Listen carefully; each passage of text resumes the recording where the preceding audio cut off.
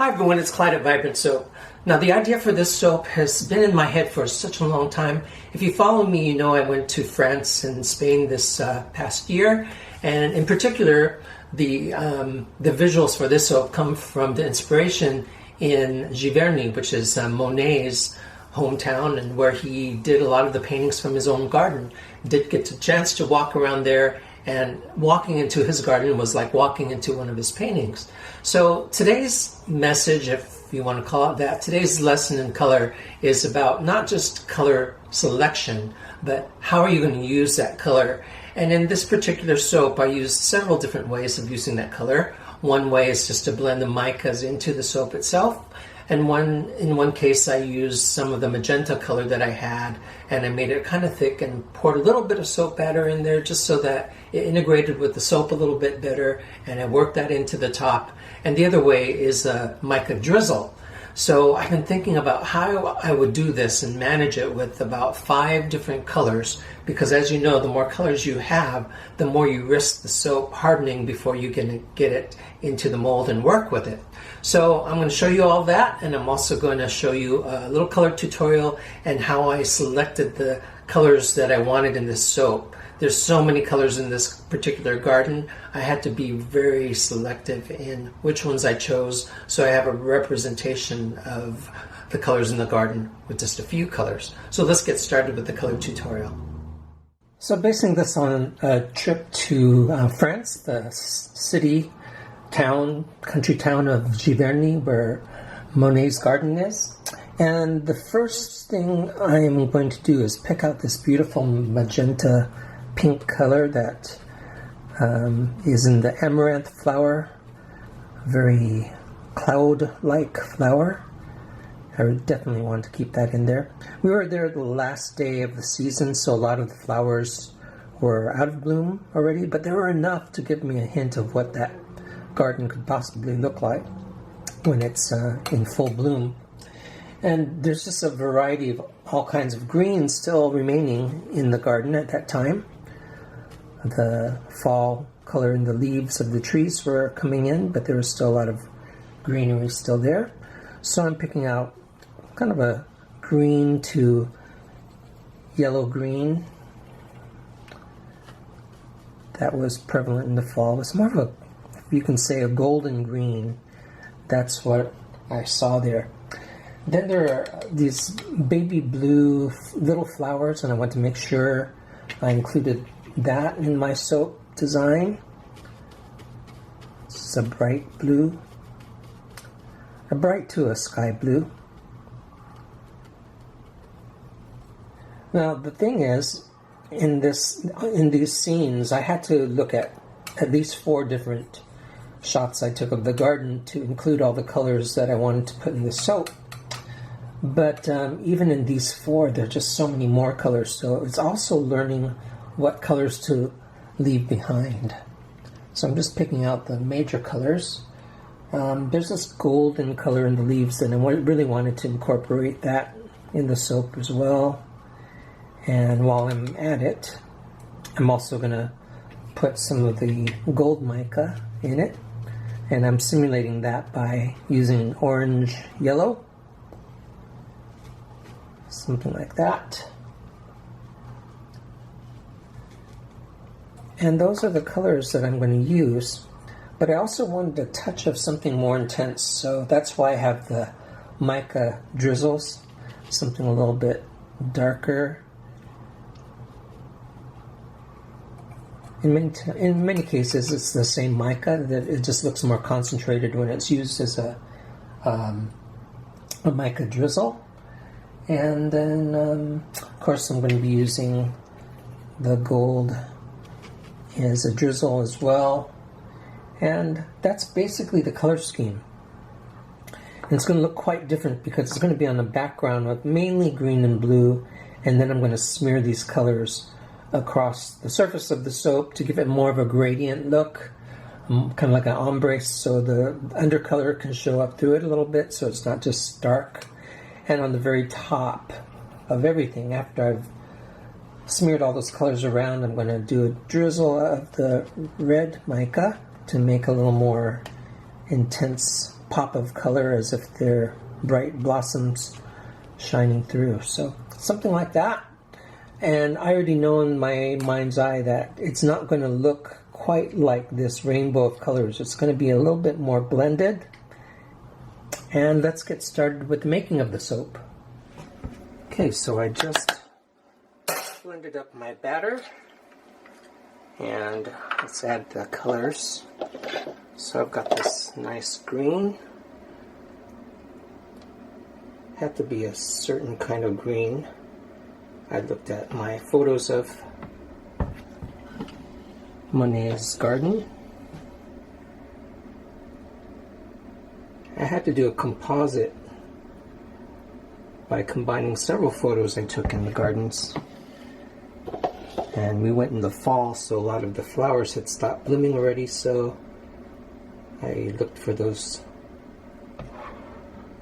photos that depicted what I thought the garden would look like in its heavier blooming period. So let's see. This is going to be the backdrop of the colors. And I do want to mix a little bit of a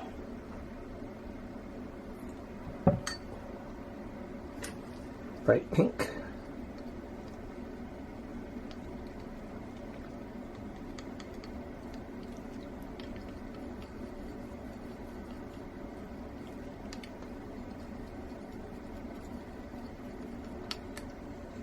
And add that to this one to have a lighter pink.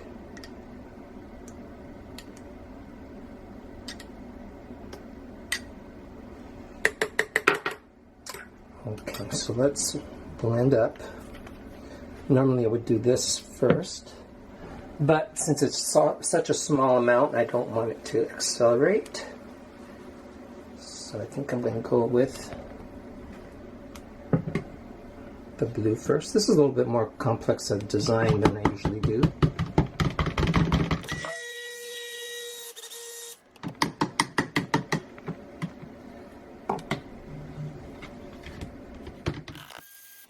And it's okay if I get some green in this orange, this gold orange, because of some of the pictures I saw, it was a really golden green, like fall was happening.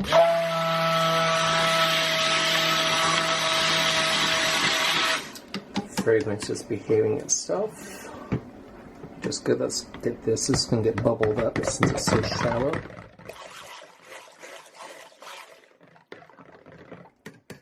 Stir that out. And this one is going to get blended with a frother.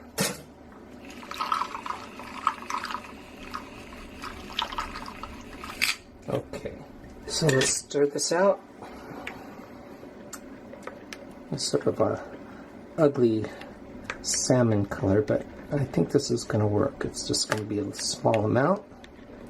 What's more important is that I have a variety of pinks. Oh, lots of bubbles in there. Come on, bubbles. Wow, I got a lot of bubbles in there. I didn't want to add any titanium dioxide in this one.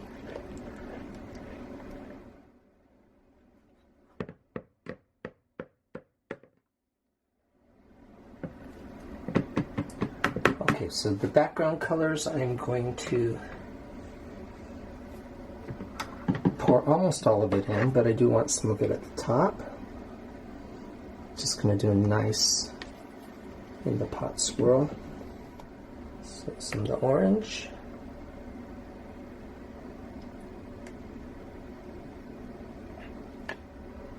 This bright green, this beautiful green.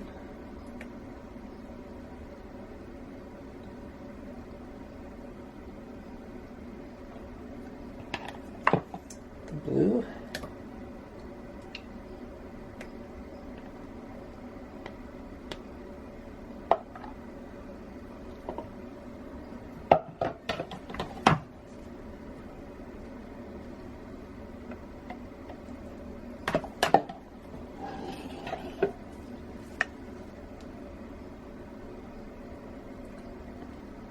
Okay, so let me get my mold.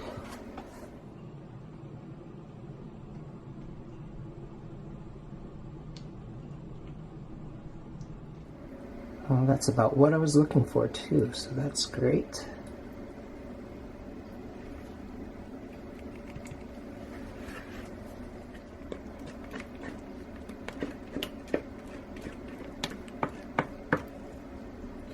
So these colors are intended to blur more in the background of the top, but I did want color throughout the bar without going too mica heavy in the soap. Okay.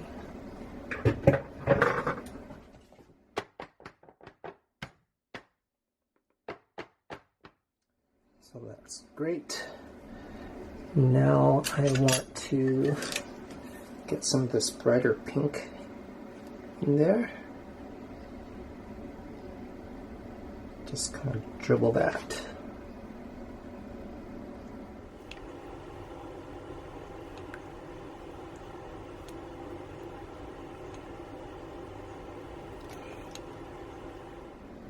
See this flower that I found in the gardens that was such an intense pink magenta, and so that's why I'm using this. Okay, so there's that. Get some more of this blue in there.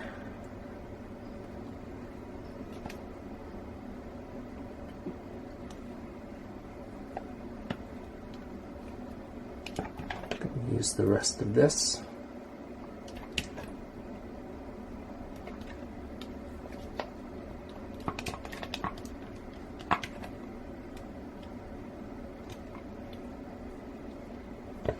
Working with a lot of colors here.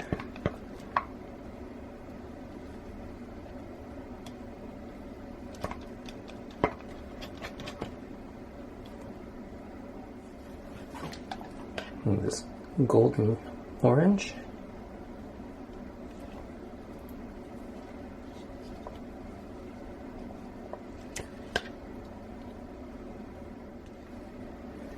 Takes a long time to scrape down these bowls.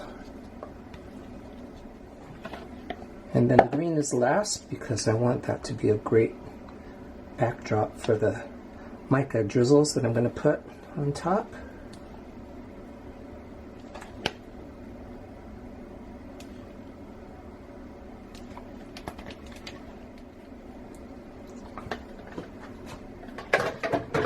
Pound this down. Okay, I'm going to do a little bit of a spoon texture, but just basically to smear the colors a bit. Remember that Monet had these beautiful impressionist paintings, and this is going to be the backdrop of my mica swirls. And he also did a lot with his lily ponds, so this is simulating that pond texture.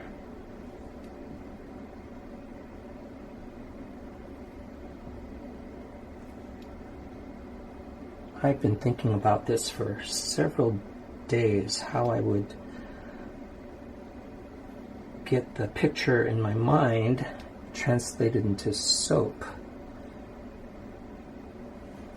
Okay, so there's that.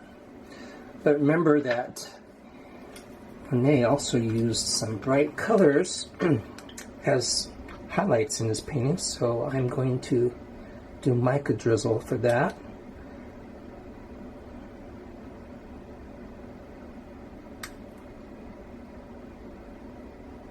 I'm going to use a spoon to smear this into the surface too, but I'm going to keep some to just put little drizzles of color on top. Some gold mica.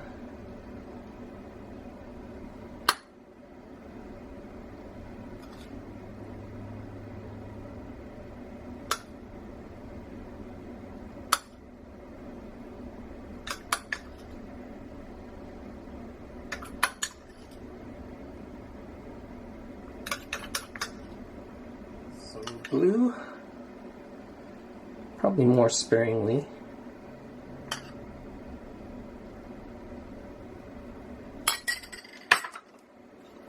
And some green.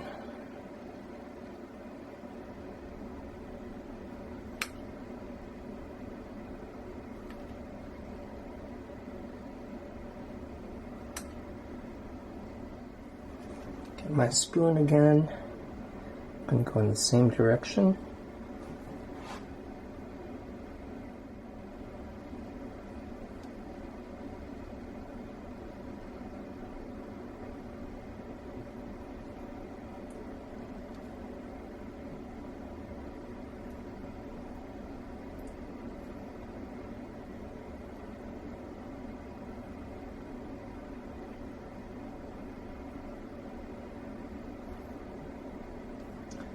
Beautiful colors.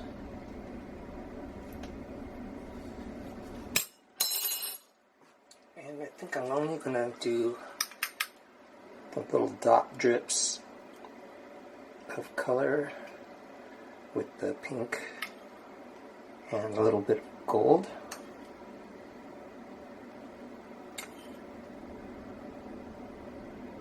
Just sort of aiming for places in the surface that are less bright in color, and some of the gold.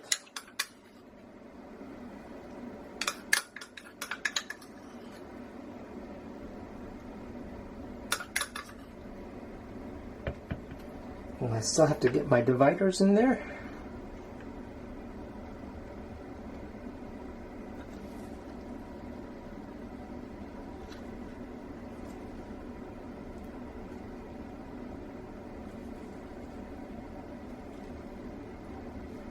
And I'm very happy with this because it looks like I imagined it. And I'll show you some pictures at the very end compared with some of the photos I used as inspiration from Claude Monet's garden. So let's get some glitter on that to simulate the reflections on the water.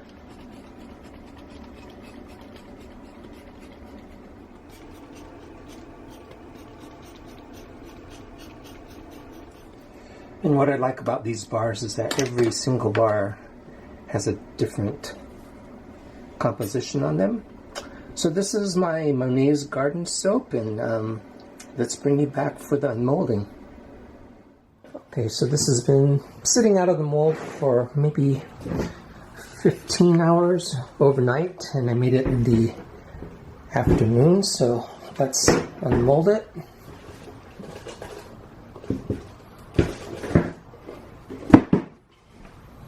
Okay, so looks like it fell out. So one bar.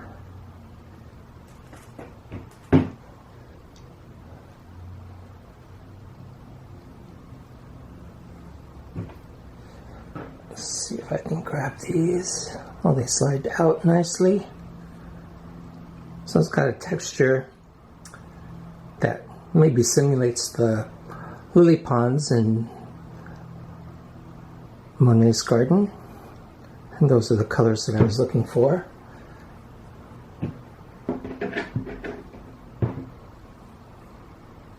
And I'll clean these up.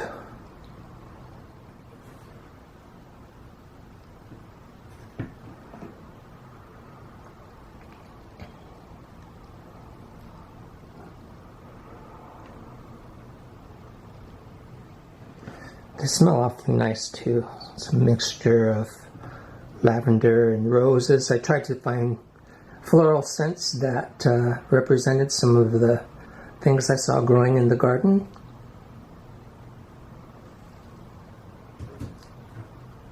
And the gold really represents the foliage of the plants there when I was there in the fall. The trees had a golden cast to them.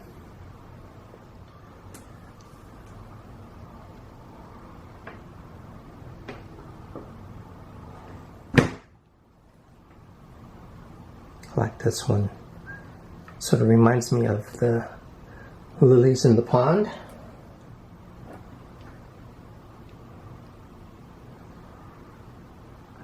I'm already thinking about which direction I'm going to keep these bars when I photograph them.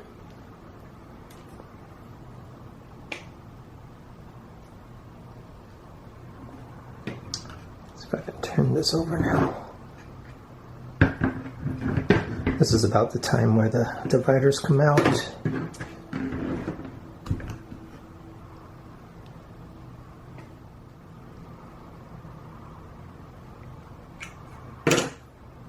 And of course, these kinds of designs are very random. The only thing I was trying to do while I was pouring it was to make sure that all the colors would be in each bar.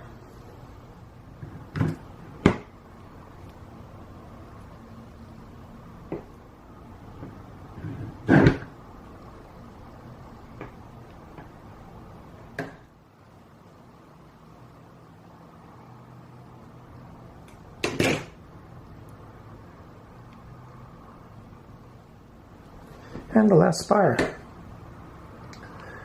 So what I'll do is I'll bevel the edges of these to take some of the sharp corners away, but it also does more than take the sharp corners away. It gives it a softer look, shows off the soap a little better. And I want to thank you for watching and subscribing to my channel. And I like the comments as well. If you have anything to say and share, I always like hearing from you. So that gives you a little idea of what the bars will look like. And we'll be back for another video real soon. So until then, take care everybody, and see you soon. Bye.